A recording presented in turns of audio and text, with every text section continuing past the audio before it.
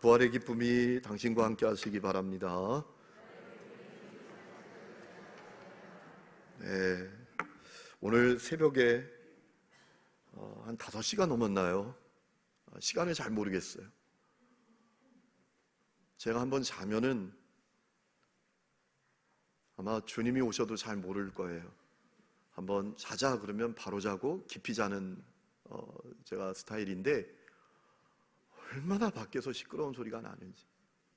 좀 있다가 막 경찰 사이렌 소리가 나고, 내려다 보니까 우리 집 맞은편 저쪽 큰 길 쪽에 싸움이 새벽부터 붙은 거예요. 속이 뒤집어지는 거예요. 내가 좀 쉬어야 오늘 주일 잘 보낼 수 있는데 막 속이 확 뒤집어지는 거예요. 그것 때문에 속상해 있는데 주님께서 오늘 말씀을 탁 떠오르게 하시면서 그런 음성을 들려주셨어요. 네 속 뒤집어지지 말고 하느님 교회 성도들의 그 속이 뒤집어지도록 네가 기도해라. 아멘입니까? 여러분의 속이 뒤집어지기를 축복합니다. 무슨 얘기인가 궁금하시죠? 여러분, 바울은 때를 얻든지 못 얻든지 복음을 전합니다. 데살로니가에서 복음 전하다가 핍박을 받으니까 베레아로 갑니다. 베레아에서 복음 전하다가 핍박을 받으니까 또 아테네 갑니다. 그 아테네에서 또 복음을 전합니다. 그가 그렇게 할 수 있었던 이유가 뭘까요? 마음이 뒤집어졌기 때문에 그래요. 아테네에 가서 그 아테네 성을 바라다 보니까 그 성에 우상 숭배가 가득하고, 그리고 참 그 잡다한 철학이 가득하여 하나님을 예배하지 못하는, 하나님을 섬기지 못하는 그들을 보고 그 마음이 격분했다라고 했어요. 우리 읽지 않았지만 앞부분 16절에 보면 그 마음이 격분했다, 원문으로 보면 그 마음이 뒤집어졌다는 거예요. 여러분의 마음이 그렇게 되기를 축원합니다. 죄에 눌려있는 사람들, 하나님을 예배하지 못하는 사람들, 지금도 죄와 저주 가운데 살아가는 사람들을 바라보고 여러분의 마음이 뒤집어지기를 축복합니다. 거룩하게 뒤집어지기를 바랍니다. 이래도 아멘 소리가 작으니까 제가 또 한 번 합니다. 뒤집어지기를 바랍니다. 뒤집어져야 합니다. 남 잘 되는 거, 잘 나가는 거, 명품 들고 다니는 것, 큰 집 사는 것, 그 아이가 괜찮은 대학 간 것, 그것 때문에 마음 뒤집어지지 말고 잃어버린 영혼을 긍휼히 여기는 마음으로 여러분의 마음이 뒤집어져야 할 줄로 믿습니다. 여러분, 오늘 사실 우리 부활절에 세례받는 사람들이 여기 가득해야 됩니다. 그것이 교회를 세운 이유입니다.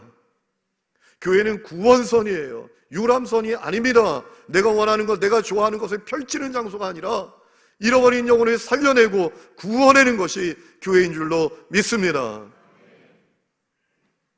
여러분, 부흥이 일어났던 때에는 그 성도들의 마음이 뒤집어지는 역사가 있었어요. 잃어버린 영혼들을 안타까워하는 마음으로, 복음을 듣지 못하고 지옥에 떨어지는 그 영혼을 바라다 보면서 마음이 뒤집어질 때 부흥이 일어났어요. 바울이 아테네에서 마음이 격분하여 복음을 전할 때 아테네 사람들이 바울을 아레오바고로 이끌고 갔습니다. 아레오바고는 원래 이 아테네 서쪽 바위 언덕입니다. 재판하는 장소였습니다. 근데 바울이 사역할 당시에는 새로운 종교나 철학을 유포하는 사람들을 끌고 가서 조사하는 장소였습니다. 그도 그럴 것이 바울이 듣지도 보지도 못했던 이야기를 전했기 때문입니다. 바울이 무엇을 전했습니까? 부활의 복음을 전했습니다. 부활의 복음을 전했다고요. 여러분, 앞부분 18절에 보면 이는 바울이 예수와 부활을 전하기 때문이로라 라고 했습니다. 그들이 바울을 아레오바고로 끌고 왔던 이유는 바울이 부활 복음을 전했다는 거예요. 그래서 바울이 아레오바고에 끌려가서 거기서 전도 설교를 하게 됩니다. 복음을 전하게 됩니다. 그 전도 설교의 주제는 3가지였습니다. 3가지 메시지를 전했던 거예요. 첫 번째는 하나님은 누구신가? 그분은 창조주시다. 온 세상을 창조하신 분이시다. 여러분 24절에 이렇게 말하죠. 우주와 그 가운데 있는 만물을 지으신 하나님께서는 천지의 주제시다라는 겁니다. 25절에도 만민에게 생명과 호흡과 만물을 친히 주신 분이 하나님이시라고. 그분은 창조자시라고. 두 번째는 하나님은 온 세상의 주관자시고 통치자시라는 겁니다. 26절 보면 인류의 모든 족속을 한 혈통으로 만드사 온 땅에 살게 하시고 그들의 연대를 정하시고 거주의 경계를 한정하신 분이 하나님이라고 말하고 있어요. 하나님은 한 민족을 어떤 땅에 살게도 하시고 또 그 땅에 얼마 살게 하실지도 다 정해 놓으시는 분이 하나님이라는 거예요. 그러니까 하나님께서 온 세상의 통치자시고 주관자시라는 거예요. 여러분 지난번에 우리 블라디보스톡 선교 갔을 때 우스리스크라는 지역에 갔을 때 발해 유적지를 갔습니다. 거기 발해 성터가 있어요. 발해 성터에 갔더니 앞에 끝도 없는 평야가 펼쳐져 있는 거예요. 끝도 없는 평야. 얼마나 속상하고 배가 아프던지, 야, 이게 다 우리 땅이었는데 배가 너무 아프더라고요. 한국이 좁아요. 얼마나. 여러분 오늘도 우리 교회스러운 성도 가운데 정신과 의사 선생님이 계세요. 그분하고 잠깐 얘기할 기회가 있었는데 어떻게 병원이 잘 되세요? 그분이 대학병원에 있다가 개업을 하셨어요. 그랬더니 괜찮게 됩니다. 누가 많이 오나요? 그랬더니 학생들이 많이 온대요. 대학생들이 많이 온대요. 왜 그래요? 너무너무 힘들어요. 왜? 그 아이들이 능력이 없는 게 아닙니다. 우수하지 못해서가 아닙니다. 좁은 나라에 너무 많아요, 사람이. 그러다 보니까 뛰어납니다. 영어도 얼마나 잘하는지 몰라요. 그런데 취업할 곳이 없어요. 그거 아세요? 대학 졸업하는 아이들 10명 가운데 3명밖에 정규직 취업을 못해요. 7명은 내가 영원히, 아니 죽을 때까지 88만 원 세대로 살아갈지 모른다는 그 불안함에 떨고 있어요. 제가 그 발해 유적지를 가면서 여기까지 우리 땅이었으면, 이거 지켰으면 우리가 얼마나 좀 더 나아졌을까. 근데 부질없는 거예요. 하나님께서 거기 살게 하시는 때만 사는 거예요. 바울이 그거 증언한 거예요. 하나님이 온 세상의 통치자시다, 주관자시다. 또 하나는 하나님은 사람과 함께 하시고 사람을 돌보시는 분이시다라는 거죠. 27절 말씀 보면 그는 우리 각 사람에게서 멀리 계시지 아니하도다. 28절 우리가 그를 힘입어 살며 기도하며 존재하느니라 라고 했어요. 여러분 하나님의 위대성은 그분이 창조주요, 그분이 온 땅의 통치자라는 것도 있지만 그 창조주 통치자 되시는 하나님이 우리와 함께 하신다는 거예요. 우리를 돌보신다는 겁니다. 여러분 이것이 얼마나 놀라운 사실이에요. 이것이 아테네 사람들에게는 너무나 새로운 거였어요. 여러분 아테네 사람들은 이 철학에 심취했어요. 그 철학의 주류 가운데 하나가 에피쿠르스 학파입니다. 에피쿠르스 학파가 뭘 주장합니까? 인간의 목적은 뭐냐? 쾌락을 위해서 인간이 존재하는 거다. 쾌락 추구가 인간의 목적이다. 신은 없다. 그리고 만일 신이 있다면 그 신은 인간 삶에 개입하지 않는다라고 그들은 생각했어요. 반대로 스토아학파는 범신론을 주장합니다. 신이 있기는 있다. 이 자연이 신이다. 이 우주에 단히 신이 깃들어 있다. 그런데 그 신은 아무것도 안 한다. 세계를 이끌어가는 것은 인간이 가진 위대한 목적이다. 이렇게 그들이 생각했어요. 그런데 바울은 거기 가서 아니다.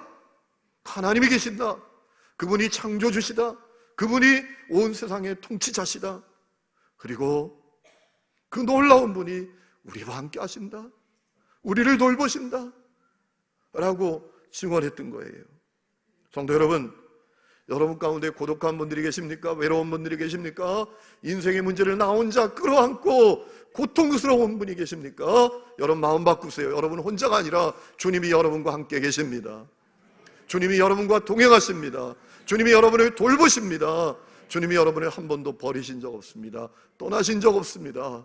지금은 앞이 보이지 않을 만큼 인생이 캄캄할지 몰라도 거기 하나님의 섭리가 있고 합력하여 선을 이루시는 계획이 있는 것을 믿으시기 바랍니다.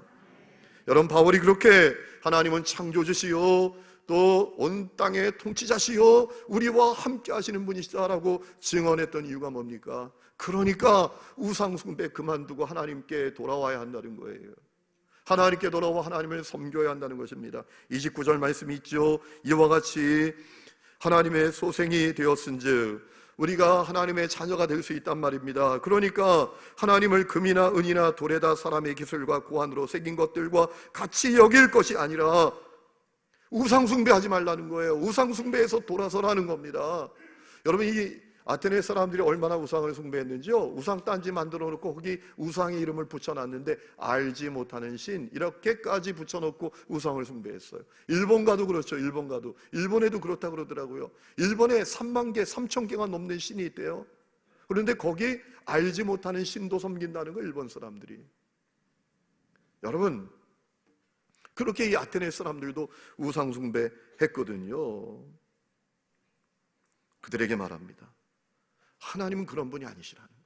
하나님 우상이 아니라 창조주요 통치자요 우리를 돌보시는 분이심에 우상 숭배 그만두고 하나님께 돌아와라 라고 증언하는 겁니다. 그리고 더 나아가서 그래야 될 이유가 있다는 거예요. 하나님의 심판이 다가오기 때문이라는 거죠.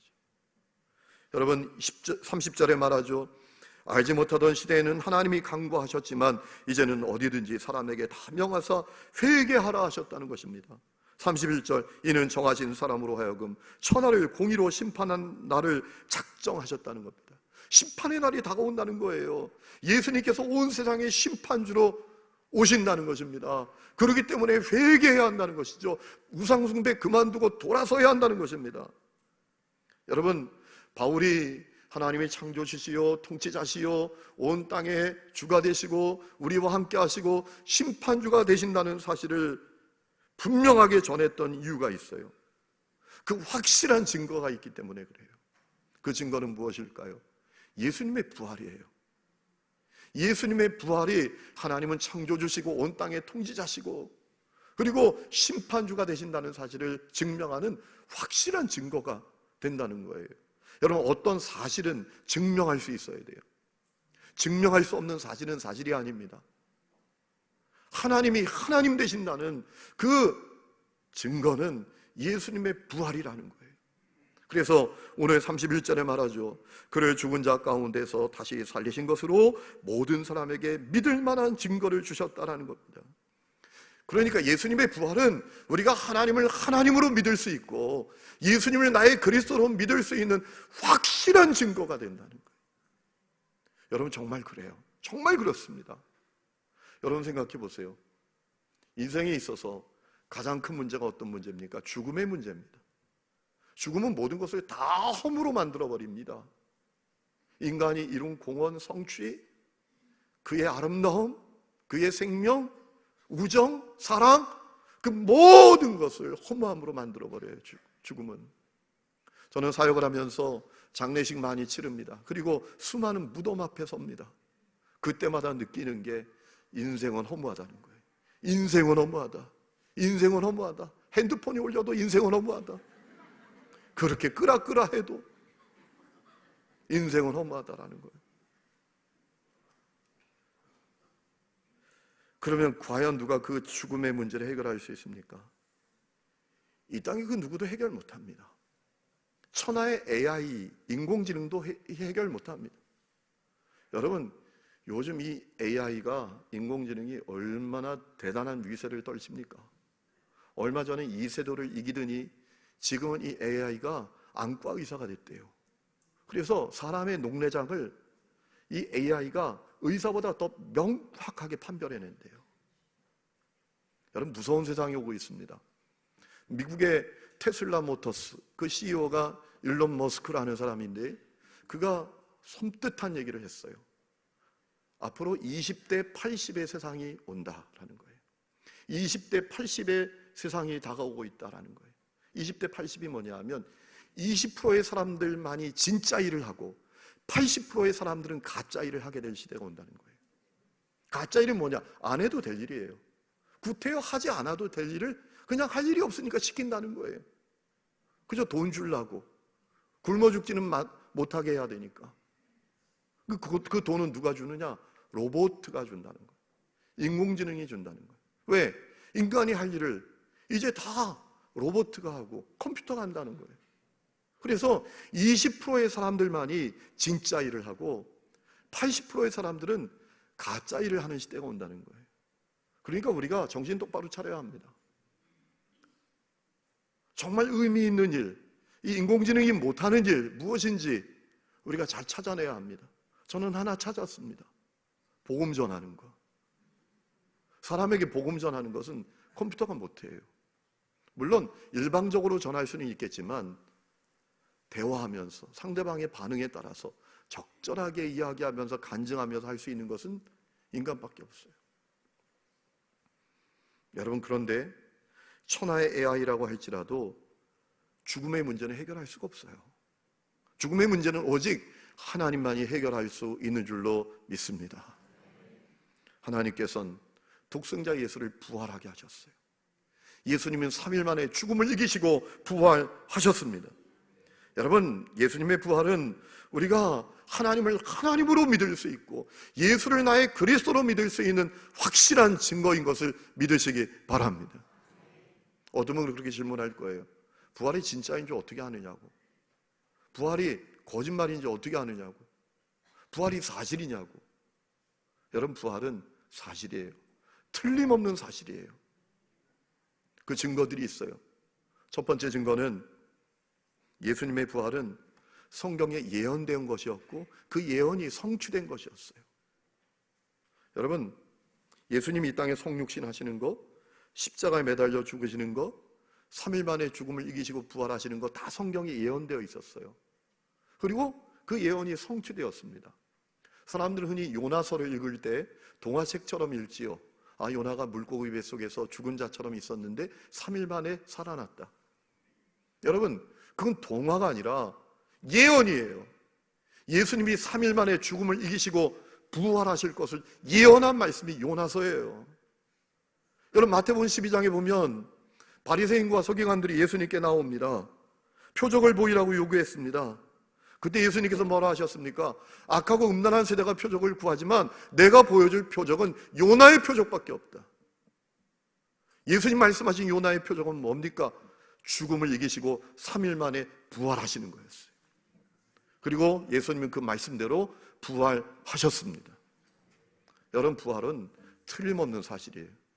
여러분이 예배 드린 가운데 주무셔도 그것은 사실이에요. 두 번째, 부활이 틀림없는 사실인 이유는 예수님이 부활을 통해서 제자들이 정말 예수님으로 믿게 된 것이 증거예요. 여러분, 예수님의 제자들이 예수님 부활하시기 전까지는 예수님 잘 못 믿었어요. 의심했어요. 이분이 메시아야? 이분이 하나님의 아들이야? 의심했다고요. 요한복음 2장을 보면 예수님께서 공생이 시작하시고 성전을 정화하십니다. 성전에서 자기들끼리 담합해서 성전에서 하나님 앞에 헌금하는 돈 바꿔주고 재물 바꿔주면서 폭리를 취하는 못된 사람들이 가득했어요. 예수님께서 들어가셔서 상을 뒤엎으시고 내 집은 만민이 기도하는 집이다, 거룩한 집이다 호통치시면서 그들을 다 쫓아내셨어요. 그때 그 유대인들이 예수님을 대적하죠. 네가 무슨 권세로 이 일을 행하냐? 네가 무슨 자격으로 이런 일을 하느냐? 네가 이런 일을 할 수 있는 자격을 갖췄다는 표적을 보여라 라고 했어요. 그때 예수님께서 뭐라 하셨습니까? 너희가 이 성전을 헐어버려라. 내가 3일 만에 다시 짓는다 라고 하셨어요. 그게 표적이라고 하셨어요. 여러분, 예수님이 다시 짓는 성전은 보이는 성전이 아니었어요. 예수님이 성전이었잖아요. 여러분, 성전이 뭡니까? 하나님과 연결되는 곳입니다. 하나님이 임재하는 곳입니다. 하나님을 만나는 곳입니다. 그렇기 때문에 예수님이 성전 되시죠. 우리는 예수님을 통해서 하나님과 연결될 수 있습니다. 예수님을 통해서 하나님께 나아갈 수 있습니다. 예수님을 통해서 하나님의 임재를 경험할 수 있습니다. 그러니까 예수님이 다시 짓겠다고 하신 그 성전은 보이는 성전이 아니라 예수님이 3일 만에 부활하실 것을 말씀하신 거였어요. 요한복음 2장 22절에 성경은 중요한 사실을 우리에게 알려주고 있어요. 예수님께서 죽은 자 가운데에서 살아나신 후에야 제자들이 이 말씀하신 것을 기억하고 성경과 예수께서 하신 말씀을 믿었더라라고 했어요. 그러니까 예수님의 부활이 얼마나 확실한지 제자들도 예수님 3년 동안 따라다니면서도 예수님 잘 못 믿었다는 거예요, 사실. 그런데 부활이 얼마나 확실한지 예수님의 부활을 통해서 진짜 예수님 믿게 됐다는 거예요. 그것뿐인가요?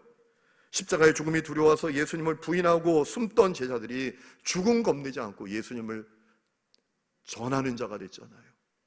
여러분, 사도행전 2장과 사도행전 3장을 보면 베드로와 요한은 자기들을 부활의 증인이라고 했습니다. 사도행전 4장 33절에 보면 사도들이 큰 권능으로 주 예수의 부활을 증거했다고 했습니다. 심지어 제자들이 그 부활을 증거하다가 다 순교자가 됐어요.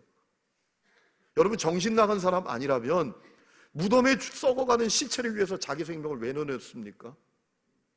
예수님의 부활이 확실함에 예수님의 제자들은 순교자가 되는 한이 있더라도 부활의 복음을 전하다가 순교자가 된 거예요. 더욱이 예수님의 부활이 얼마나 확실하냐 하면 역사가들이 증언했습니다. 1세기에 활동했던 요세푸스라는 역사가가 있습니다. 그는 철저한 유대인이었습니다. 얼마나 철저한 유대인이었는지 이스라엘이 로마의 압제를 받을 때 유대인들이 반란을 일으켰는데 그 반란에 요세푸스가 가담했다가 체포되어서 평생 그냥 글이나 쓰면서 살았어요. 글재주가 있고 기록하는 달란트가 있어서. 그래서 그가 쓴 책이 유대인 고대사라는 책입니다.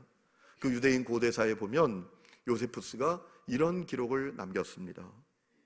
빌라도가 예수를 십자가에 못 박아 죽였지만 제자들은 예수의 제자 되기를 포기하지 않았고 예수가 3일 만에 부활했다고 증언했다. 아마도 예수는 선지자들이 놀라움으로 자세하게 말했던 메시아임이 분명하다. 이렇게 요세푸스가 기록에 남겼다는 거예요. 부활은 너무나 확실한 것이었다는 거죠. 여러분, 예수님의 부활은 너무나 분명한 사실인 것을 믿으시기 바랍니다. 그렇기 때문에 여러분, 신자와 불신자는 차원이 다른 사람들입니다. 신자는 하나님을 믿는 사람들이에요. 하나님은 살아계신 분이십니다. 하나님은 만물을 창조하신 분이십니다. 하나님은 온 땅을 통치하시는 분이십니다. 하나님은 우리를 돌보시는 분이십니다. 여러분, 그것을 어떻게 알 수 있습니까? 어떻게 그것을 확신할 수 있습니까? 부활이 그 증거예요. 그래서 부활의 복음을 분명히 믿는 사람은요, 당당하게 살아갑니다. 용기 있게 살아갑니다. 어떤 환경 가운데도, 어떤 문제 가운데도 낙심하지 않습니다. 그럼에도 불구하고 용서하고 축복하고 사랑하고 섬기고 살아갑니다. 왜냐하면 부활 신앙이, 부활의 복음이 그에게 능력의 원천이 되기 때문에 그래요. 여러분, 고린도후서 10장을 보면 바울이 이런 고백을 한 적이 있습니다. 우리 싸움의 무기는 육신에 속한 것이 아니고 오직 어떠한 견고한 짓도 무너뜨리는 하나님의 능력이라. 모든 이론을 무너뜨리며 하나님을 아는 것을 대적하여 높아진 것을 다 무너뜨리고 모든 생각을 사로잡아 그리스도에게 복종하게 한다라고 했습니다. 표준 세번역으로 제가 읽어보면 우리가 싸움에 쓰는 무기는 육체의 무기가 아니라 하나님 앞에서 견고한 요새라도 무너뜨리는 강력한 무기입니다. 우리는 궤변을 무찌르고 하나님을 아는 지식을 가로막는 모든 교만을 쳐부수고 모든 생각을 사로잡아서 그리스도께 복종시킵니다 라고 했어요. 그러면 바울이 말했던 그 강력한 무기는 뭘까요? 궤변도 무찌르고 세상에 이루어놓은 견고한 요새도 무너뜨리고 그리고 교만도 쳐부수는 바울이 말했던 그 강력한 무기는 뭘까요? 성령의 권능일 수도 있지만 부활의 복음이에요. 부활의 복음이 그로 말미암아 세상의 모든 견고한 진을 깨트리고 교만도 쳐부수고 그리고 궤변도 무찌른다는 거예요. 여러분, 부활의 복음은 이 땅의 모든 견고한 요새를 무너뜨립니다. 오늘 이 땅의 견고한 요새가 뭡니까? 성공지상주의, 쾌락지상주의, 물질만능주의. 그것이 이 땅의 견고한 요새잖아요. 그거 가져야 행복하다고 느끼잖아요. 그거 가져야 성공했다고, 그거 가지면 너무 불행하다고 사람들이 느끼잖아요. 그런데 여러분, 그 견고한 요새에 부활의 복음이 무너뜨립니다. 왜? 이 땅에 누리는 성공, 쾌락, 그거 찰나와 같습니다. 허무해집니다. 그런데 부활은 영원합니다. 그래서 부활의 복음은 이 땅에 이루어진 견고한 요새를 무너뜨리는 거예요. 부활의 복음은 이 땅의 모든 궤변도 무찌릅니다. 우리 세상의 궤변은 무엇입니까? 믿어봐야 소용없어. 종교는 다 똑같아. 기독교 신앙은 그저 윤리, 도덕, 그거하고 다른 거 있어? 그게 궤변이죠. 아니에요. 여러분, 믿어봐야 소용없는 게 아닙니다. 기독교는 세상의 종교와 다릅니다. 왜냐하면 죽어도 다시 사는 종교가 기독교의 종교인 줄로 믿습니다. 죽음의 문제를 해결하는 종교가 기독교예요. 그렇기 때문에 부활의 복음은 세상의 모든 궤변 다 무너뜨리는 거예요. 그것뿐만 아니라 부활의 복음은 모든 교만을 쳐부숩니다. 오늘 세상의 교만은 어떤 것입니까? 인간이 못할 게 뭐 있어? 인간이 다 할 수 있어. 아니에요. 인간이 못하는 게 있어요. 죽음의 문제 해결 못합니다. 그러나 예수님은 우리에게 부활을 주실 수가 있어요. 우리에겐 부활신앙이 있어요. 할렐루야. 여러분, 성도는 부활의 복음이 강력한 능력이 되기에, 그렇기 때문에 절망하지 않고 사는 거예요. 낙심하지 않고 사는 겁니다. 때로는 힘들고 어려운 문제 가운데에서도 포기하지 않는 거예요. 오히려 그런 상황 가운데 더 사랑하고 섬기고 나누고 축복하고 살아가는 거예요. 하나님의 창조주시잖아. 그분이 온 세상을 통치하시잖아. 그분이 날 돌봐주시잖아. 이게 믿어지니까 뭘 위축합니까? 뭐 때문에 포기합니까? 절망합니까? 오히려 그럼에도 불구하고 완전히 다른 사람이 돼요. 있는 사람은 있는 거 잃어버릴까 봐 쩔쩔매는데, 부활의 복음이 믿어지는 사람, 그것이 능력의 원천이 된 사람은요, 별로 없는 것 같은데 그것도 다 나누면서 살아요. 어제 제 친구 목사가 전화를 했어요. 이 목사, 내가 지금 서울이야. 내가 오후에 갈게. 아니, 토요일인데 어떻게 왔어? 내가 가서 얘기할게. 그러는 거예요. 그리고 오후가 됐는데 1시가 넘어서 점심시간이 좀 늦어서 우리 부목사님들하고 밥 먹으러 갔는데 전화가 왔어요. 왔다고. 카페에서 10분만 기다려. 내가 총알처럼 뛰어갈게. 그리고 총알처럼 뛰어왔더니 카페 좋다 그러는 거예요. 여러분, 카페 개업한 거 아시죠? 많이 이용하시기 바랍니다. 수익금은 다 어디다 써요? 이 지역의 어려운 가정들 다 나눠줘요. 그래서 만났는데요, 어떻게 왔어? 라고 물었더니 이 친구가 삼척에서 목회해요. 그 삼척 외곽에서 이제 도시와 시골이 이렇게 연결되어 있는 그런 지역에서 목회하는데 어려운 아이들이 많아요.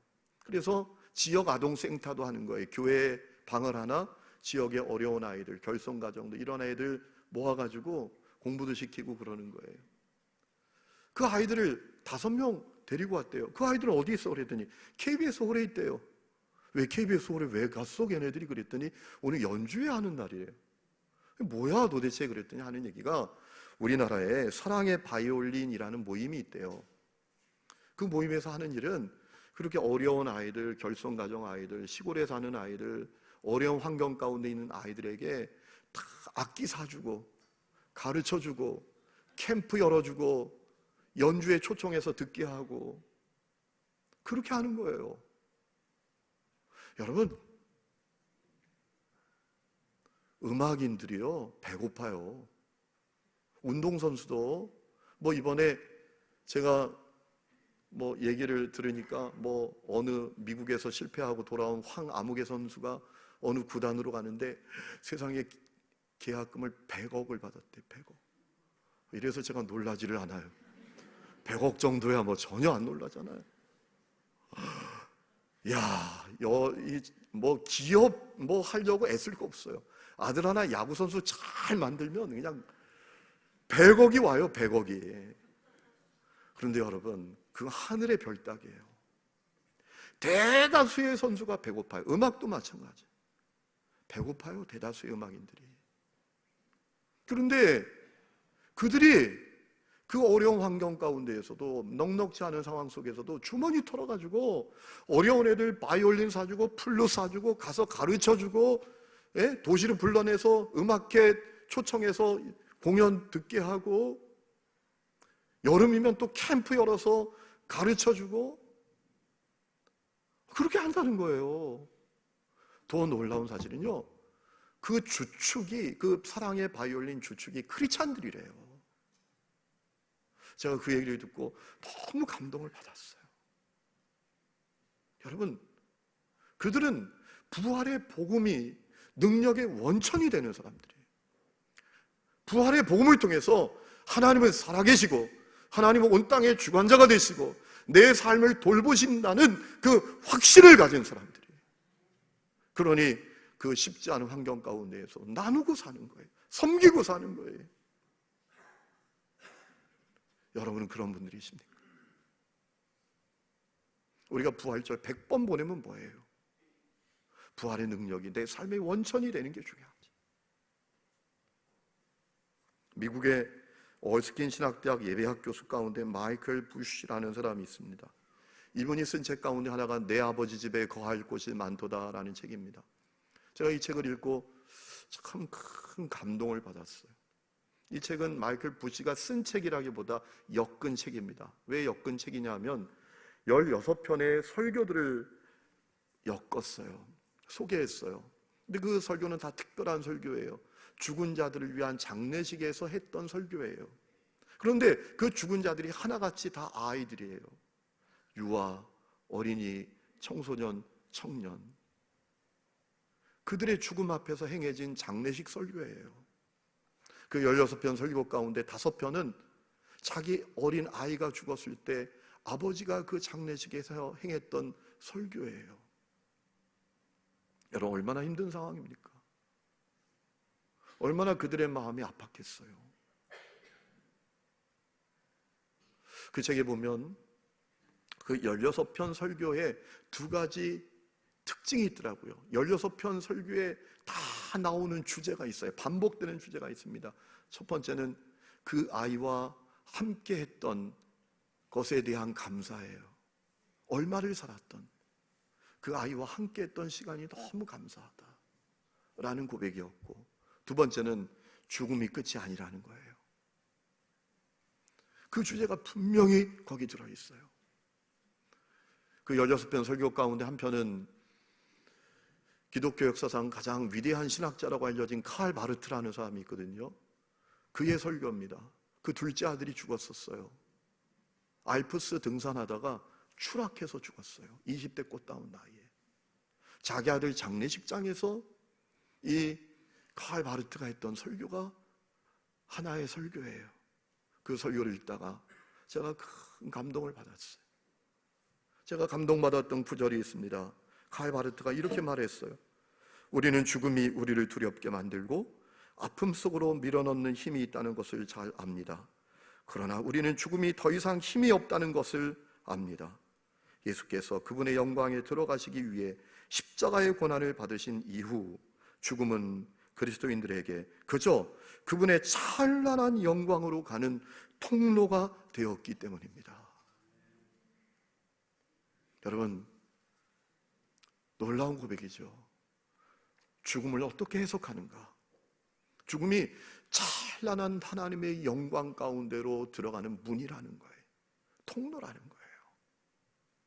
그 책을 읽으면서 이분들은 부활의 복음이 정말 그 삶의 능력의 원천이었구나 라는 사실을 제가 깨닫게 됐어요.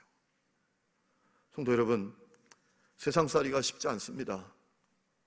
세상은 험하고 우리는 약하다고 사람들이 말합니다.